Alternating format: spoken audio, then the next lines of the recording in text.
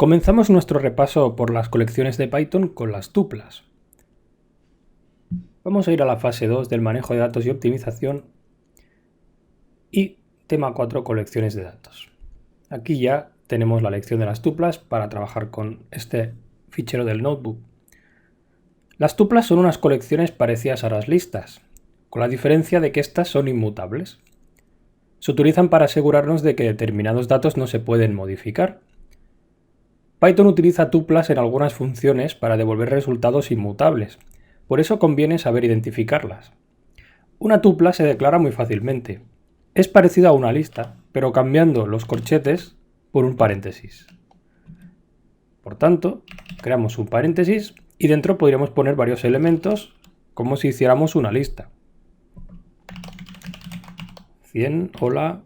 Aquí puedo poner una lista dentro de una tupla, pero esta no se podrá modificar, esta lista.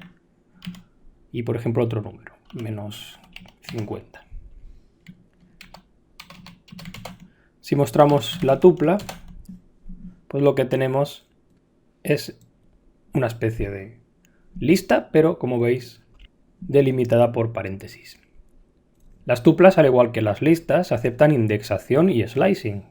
Por ejemplo, podemos consultar el primer elemento a través del índice 0 o el último elemento con el índice -1.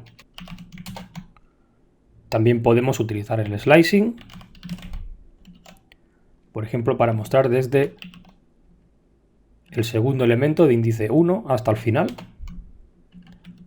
o desde el tercer elemento, que es la lista, o podemos acceder a los valores internos de la lista como hacíamos pues con listas dentro de listas, refiriéndonos a los elementos, por ejemplo, 0, 1, 2 y otro índice con el elemento que queremos mostrar, por ejemplo, el primero de la lista, o el último con un -1.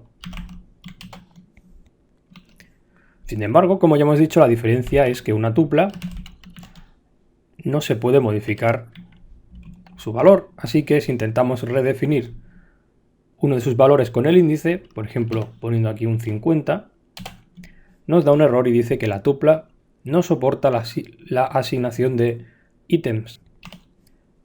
Pero si bien podemos saber su longitud utilizando la función len o la longitud de la lista dentro de la tupla, len tupla 2, así, también 4, aunque si borrásemos algún elemento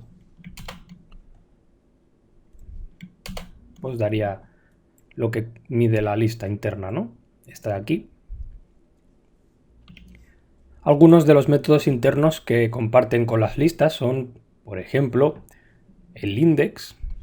Podemos utilizar index para buscar un elemento y saber su posición, pero devolverá un error si no lo encuentra. Por ejemplo, si buscamos dentro de la tupla el valor 100, que ya no lo tenemos porque, o sí, porque lo tenemos aquí arriba, podríamos buscar el valor 100 y nos dice que se encuentra en el índice 0. De hecho, si la consultamos, ahí la tenemos, el valor 100 al principio, ¿no? También podríamos buscar con el index, pasándole, por ejemplo, una cadena, la de hola, pues nos dice que está en la posición 1. Pero si intentamos buscar el índice de un elemento que no está en la lista, perdón, en la tupla, por ejemplo, otro, pues nos dice que no se encuentra y nos da un error. Value error. Otro método también interesante de las tuplas, compartido con las listas, es el count. Todos estos métodos los veremos más en profundidad en otra lección, pero os introduzco algunos para que vayáis viendo.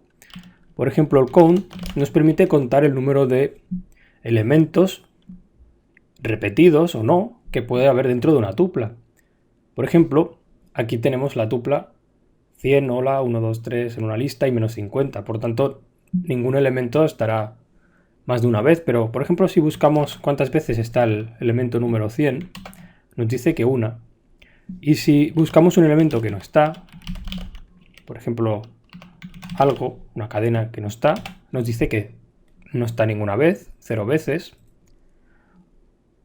Y si declaramos la tupla y ponemos algunos elementos repetidos varias veces, el 100, luego un 50 y otro un 10, por ejemplo, y hacemos el count, tupla, count del 100 ahora, pues nos dice que hay 3 100 dentro de la tupla.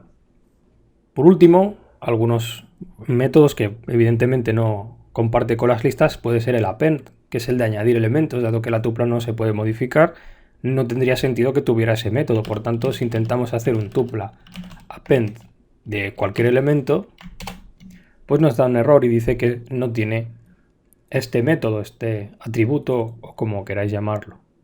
Y aparte de esto, pues como son muy parecidas a las listas, ya poco más hay que comentar sobre ellas.